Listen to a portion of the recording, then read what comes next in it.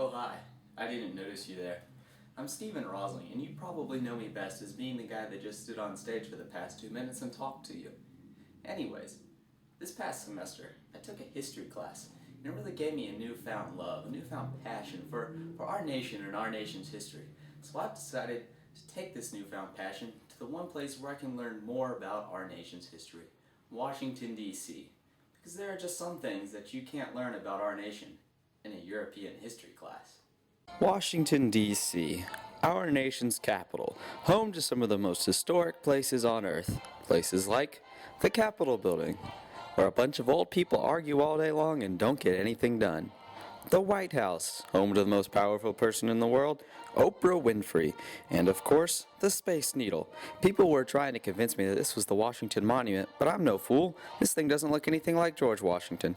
These are all places I went to but didn't get any film of. Let's start by going to the National Air and Space Museum at Dulles Airport. Behind me is a camouflage plane. I can't seem to find it though. The National Air and Space Museum here at Dulles has really lost a lot of credibility with me today. This thing behind me is an airplane. It has a top speed of 16 miles an hour and got all of 10 feet off the ground. This big white plane behind me is the Concorde. It's no longer in service because it's French.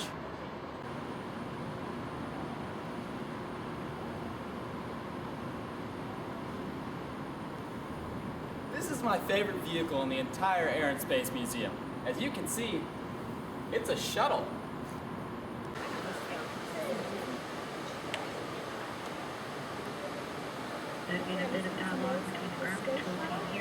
Here we are at the Starship Enterprise, where Spock and Captain Kirk saved the galaxy on multiple occasions. This is not the space shuttle. I already showed you the space shuttle. This is a cardboard cutout of a lion that I found here at the Air and Space Museum. I'm here in the house that we're renting in Washington for the week. Yesterday I spent a lot of time at the Air and Space Museum and I got a lot of funny looks. People could just tell that I was a tourist, I think, because of my Carolina clothing. I've got pride in my Gamecocks, don't get me wrong, but I want to be able to blend in a little bit better with the culture so that I can really get the feel for this town. So I went out and I bought myself a t-shirt that I think will help me to blend in with the locals here of this foreign land. So today, I will be wearing this t-shirt. Don't know who this guy is, but apparently his name is Hope. Let's go take a look at some of the monuments. We're here at the World War II Memorial.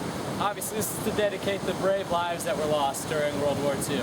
Here at the memorial, each state and territory is represented by a pillar. Let's go take a look. There's more than one Mexico? Doesn't actually exist. Owned by South Carolina. Twilight. The other Carolina. Cabs are here. Burgers for the boys. It's t-shirt time.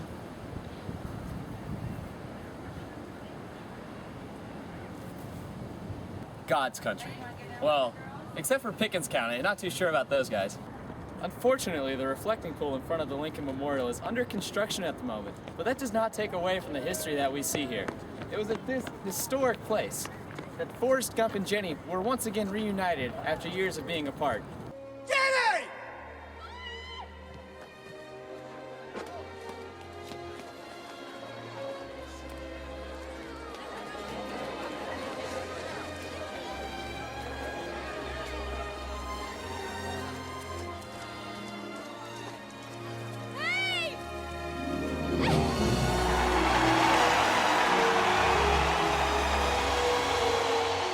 Truly, an important moment in our nation's history. I'm sitting here on the steps of the Lincoln Memorial, truly one of the greatest places in our nation. The history here is just amazing. It was right here that Nicolas Cage decided that he was going to steal the Declaration of Independence. I will now do my impersonation of Nicolas Cage saying he's going to steal the Declaration of Independence.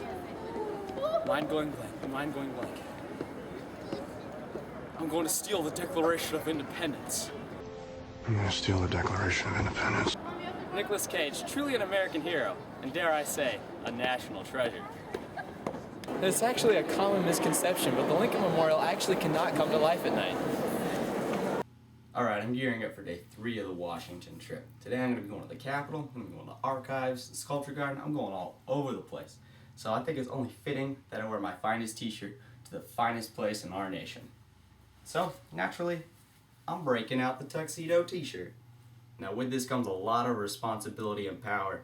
You don't wear a tuxedo t-shirt and not get noticed. So let's go and see what kind of trouble I can get into wearing the tuxedo t-shirt around Washington. Officer Stephen here has been now awarded our official badge. You're now a junior officer. Yes. All right.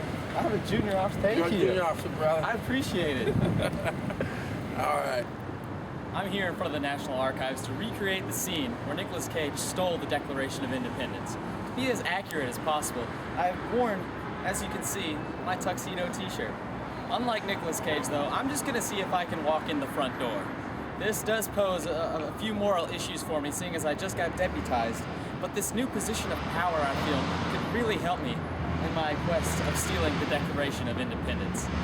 I'm not sure if they're going to allow me to bring in my video camera or not, so if they won't, here's an approximation of what I did.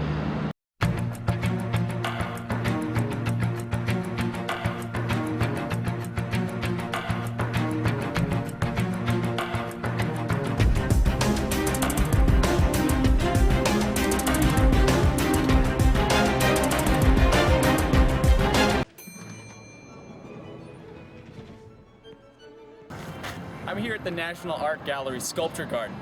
This rectangle behind me is art.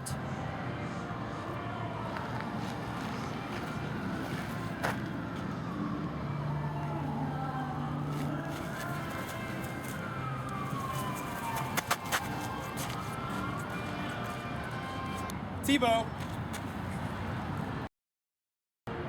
This tree is fake! Well, I'm back in Columbia now. Sure had a fun time in Washington, didn't we?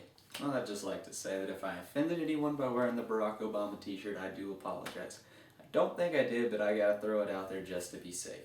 And just to show you how sorry I am, after the crew tonight, I will be at the front, and anybody who wants to punch me in the gut, feel free to come up and punch me in the gut to make it okay. Because I think that that's the Christian thing to do, right? I think it says it in the Bible somewhere.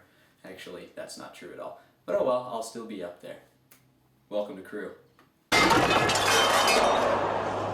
Are you not entertained? Are you not entertained? Oh no, I have a terminal disease.